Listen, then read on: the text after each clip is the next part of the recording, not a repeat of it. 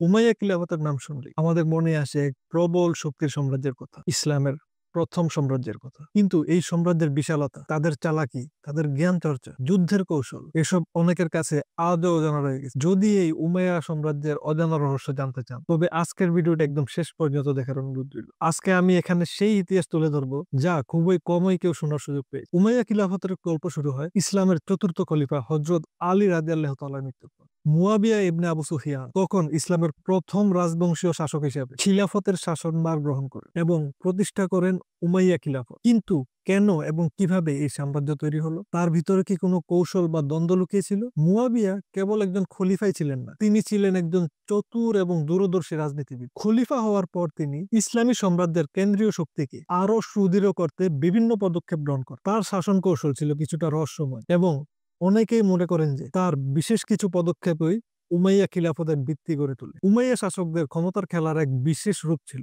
যাকে আমরা আজকের দিনে বলতে পারি শক্তির এক কূটনৈতিক খেলা। শাসকরা প্রত্যেকেই একে অপরের বিপক্ষে ষড়যন্ত্রে লিপ্ত থাকে এবং ক্ষমতা কেড়ে নেওয়ার জন্য যা করণীয় তাই করে। এখানে আপনাদের জন্য একটা মজার তথ্য জানেন কি, খলিফা হিশাম একবার তারই এক ঘনিষ্ঠ বন্ধুকে তার সম্ভাব্য প্রতিদ্বন্দ্বী মনে করে দূরে সরিয়ে দিয়েছে। উমাইয়া খিলাফত শুধু যুদ্ধ আর রাজনীতিতেই সীমাবদ্ধ ছিল না। এই সাম্রাজ্য এক অসাধারণ শিল্প এবং বিজ্ঞান চর্চার কেন্দ্র হয়ে উঠেছিল। প্রথমবারের মতো বিভিন্ন ভাষার বই আর গবেষণাগুলো আরবি ভাষায় অনুদিত হয়েছিল। দর্শকগণ, যদি আপনারা ভাবেন যে এই বিজ্ঞান চর্চার হাত ধরেই একদিন আব্বাসীয়রা স্বর্ণযুগের সূচনা করতে পেরেছিল, তাহলে কিন্তু ভুল হবে। উমাইয়া খিলাফতের পতনের মূল কারণ হিসেবে অনেকে অভ্যন্তরীণ দ্বন্দ্ব এবং পরিবারের মধ্যকার ক্ষমতার লড়াইকে দায়ী করে। খলিফা মারওয়ান ও আব্দুল্লাহ ইবনে জুবাইরের সংঘাত কিংবা মক্কার যুদ্ধ, এসব ঘটনাগুলো তাদের সাম্রাজ্যকে ভঙ্গুর করে তুলেছিল। শেষমেশ আব্বাসীয়দের আঘাতে এই সাম্রাজ্যের পতন ঘটে। উমাইয়া খিলাফতের গল্প কিন্তু এখানেই শেষ। এই সাম্রাজ্য দিয়ে বিশ্বের ইতিহাসে প্রথমবারের মতো একটি প্রতিষ্ঠিত মুসলিম সাম্রাজ্যের